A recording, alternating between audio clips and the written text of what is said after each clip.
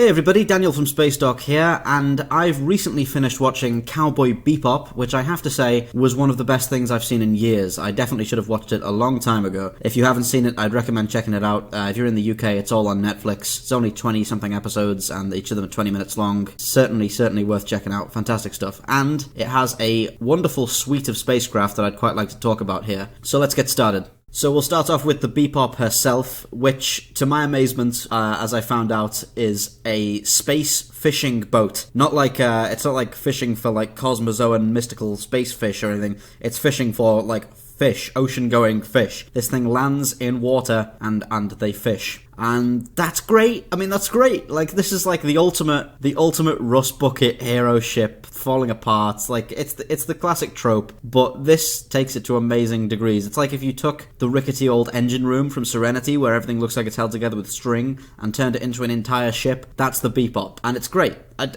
You're instantly endeared to a ship like that. And this ship, as you go through the series, you realize how, like, deeply thought out this design was. It has such clever ideas to it.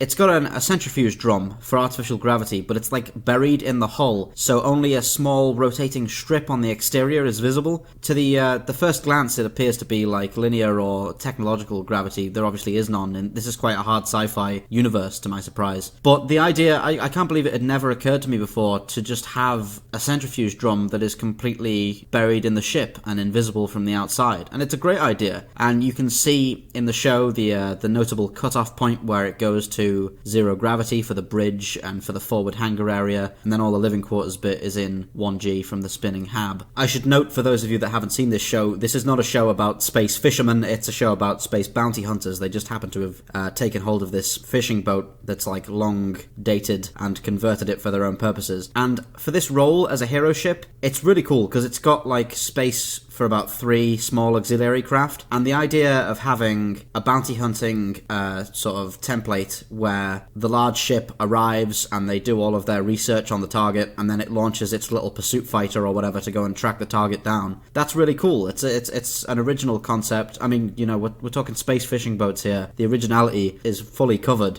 We do see a readout in the show that reports that the Bebop is armed with something called power hands and rocket rankers, but they to me sound like some kind of utility equipment, maybe some kind of like harpoon weapons. I doubt they are actual like military grade weaponry. There are lots of situations in the show where if they had proper weaponry they would definitely have used it, and they don't, so I can assume this is just some kind of utility equipment. Those grills you can see on the front of the engine nacelles are retrograde thrusters, which I always love to see, and whenever they fire in the show it's always great. Like, this show has amazing animation, just incredible animation, and all of the space stuff looks fantastic, and those deceleration burns always look great. Overall, this is just a fantastic, rickety old hero ship that you just fall in love with immediately. And this show doesn't have long to endear you to its characters and its ships, and it does so flawlessly. One thing that this show actually does, its ships get a bit of spotlight in the intro sequence, like almost equal to the characters. The ships in this show have been so caringly designed, and so much love has gone into them, and it's just really fantastic to see. Overall, I really love this ship. After 2 minutes of screen time, I loved it, and after later on we got an episode where they properly delved into like the workings of the interior, and you fully realized how this ship worked. Just a great design. Okay, so now we're on to the auxiliary craft that the Bebop carries, and first is the Hammerhead, which is kind of like a tug that came with the ship. It's also capable of landing in water. It's unarmed, but it's kind of just like a utility vehicle. This is the kind of thing it's not going to be anybody's favourite, but it really is a useful thing to have within the context of the universe.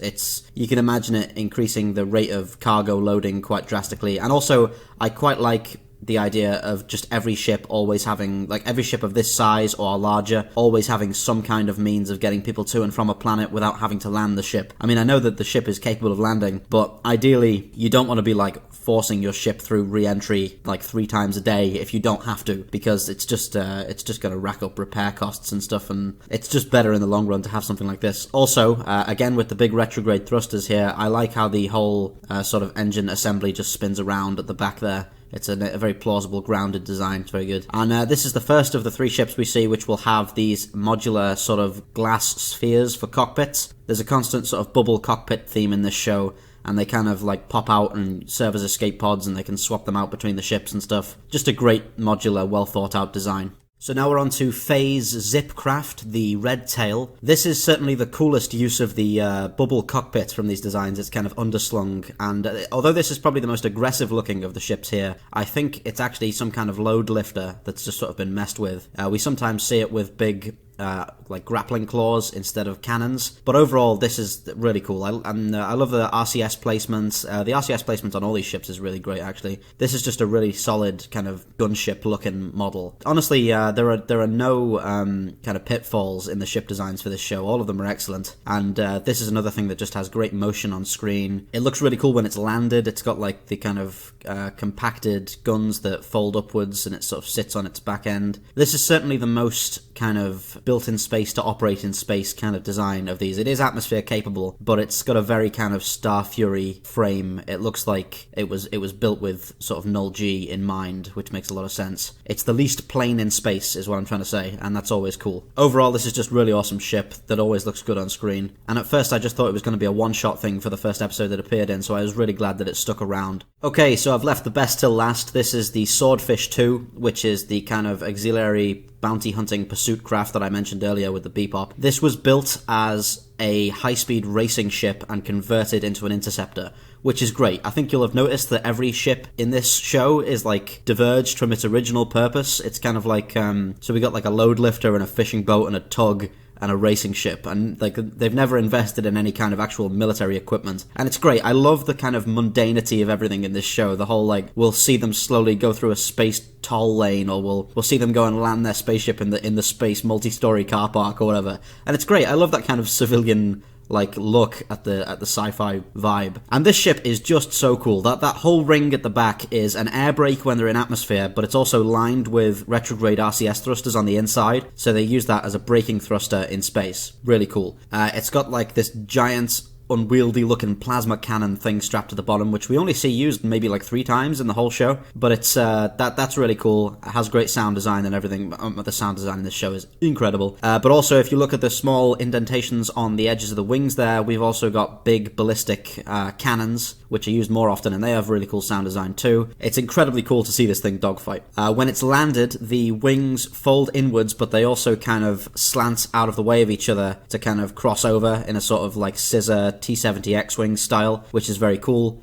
We, on a couple of occasions, see the entire launch sequence of this ship from the Bebop, carefully and slowly in some really nice shots. This does not have the problem that Killjoys has of too few beauty shots of the ships. This show has many, many great sequences of the ships taking off and landing and flying around. Really great stuff. I have already ordered a t-shirt with a picture of this ship on it because it's just really, really endeared to me. I love this idea. I'm amazed that it's the idea of someone who's converted a racing ship into a bounty hunting thing is not a more common sci-fi trope, because it's a cool idea. And I just love how clearly the primary weapon has just been welded onto this thing. The sort of rustic kind of kit bash aesthetic of everything in this show is just hugely endearing, and I really love seeing it. So like I said, if you've not seen Cowboy Bebop, just get right on it. It's fantastic, fantastic stuff, and I'm ashamed to have not seen it far, far earlier. I should have accepted people's advice and checked it out, and I would advise you not to make the same mistake I did. It's like Firefly, but, dare I say it, quite a lot better. And that's coming from a big-time Firefly fan. So I think I'll leave it on that remark. Thank you all for watching, and this is Daniel from Spacedock, signing off. Thank you for watching Spacedock. Please remember to like, subscribe and share for more science fiction spacecraft summaries. If you enjoy the channel, why not consider pledging your support on Patreon? For just $1 a month, you'll be able to access the Spacedock schedule to see what's coming up.